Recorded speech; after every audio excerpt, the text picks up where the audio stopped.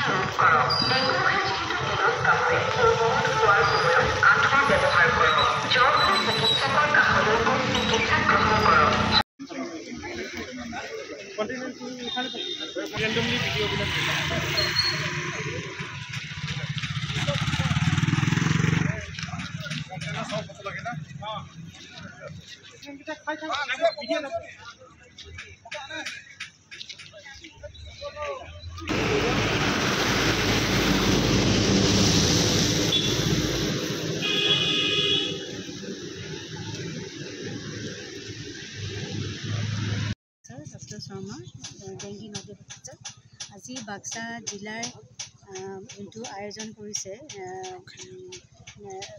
Dengue anti dengue month July এইটো মানে all over গোটেই ইণ্ডিয়াতে হয়। এইটো মাহটো প্ৰত্যেক বছৰে কৰা হয় আৰু এইটো মাহ কৰা হয় কাৰণ ডেংগি যোনটো এতিয়া বহুত পাব্লিক হেল্থ এটা ইছ্যু হৈ গৈছে কাৰণ দিনে দিনে ডেংগি কেছেছবোৰ বাঢ়ি গৈ আছে। অসম বুলি নহয় গোটেই ভাৰতবৰ্ষতে বাঢ়ি গৈ আছে।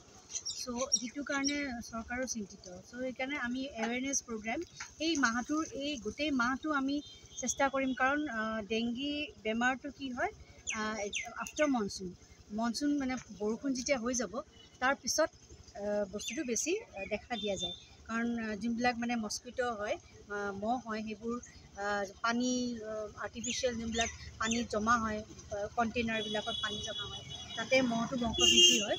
চ' তাৰ পৰা ডেংগিটো মহে বিয়পাই দিয়ে। চ' আমি সেইটো বস্তু মানুহক সজাগতা কৰিব লাগিব যে তেওঁলোকে নিজৰ আশে পাশে যেন চাফ চিকুণকৈ ৰাখে। যিকোনো আৱৰ্জনা দলিয়াই নিদিয়ে যিবিলাকত পানী জমা হ'ব পাৰে।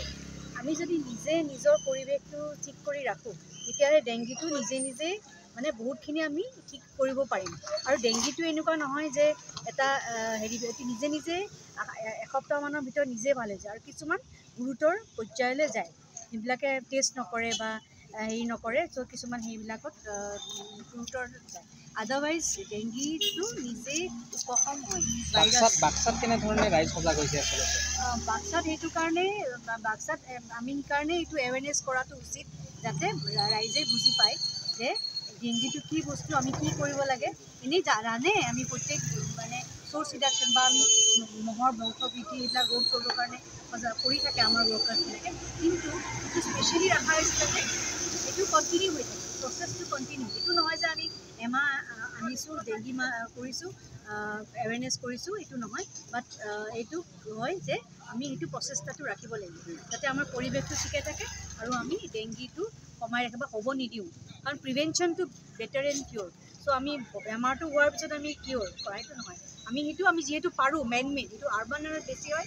আজিকালি দেখা আৰ্বান বুলি নহয়, লাহে লাহে সেই জিঅ'গ্ৰাফিকেল এৰিয়াজবোৰ বাঢ়ি গৈ আছে। কাৰণ আমি মানুহ মাত্ৰে আমি বেলেগ জেগালৈ গৈ আছোঁ, কনষ্ট্ৰাকশ্যন কৰি আছোঁ, বেলেগ জেগালৈ এই জেগালৈ গৈ আছোঁ। চ' আমি আৰু জল্দি যাবও পাৰোঁ। আজিকালি ট্ৰেন্সপৰ্টেশ্যন ভাল হৈছে, আমাৰ সা সুবিধা ভাল হৈছে। চ' এঠাইৰ পৰা এঠাইলৈ গৈ আমি ঘৰ বনাইছোঁ, বনি কৰিছোঁ। চ' সেই মহৰো বংশবৃদ্ধি লাহে লাহে বাঢ়ি গৈছে। চ' আমি নিজে যদি এইটো সজাগ হওঁ তেতিয়াহ'লে আমাৰ কাৰণে খুবেই ভাল হ'ব। সেইকাৰণে এই প্ৰচেষ্টাটো আমি ৰাখিম আৰু ৰাখি থকাটো উচিত। যিকোনো খবৰৰ বাবে যোগাযোগ কৰক আমাৰ এই নম্বৰত 7099017330 আৰু 7099017110।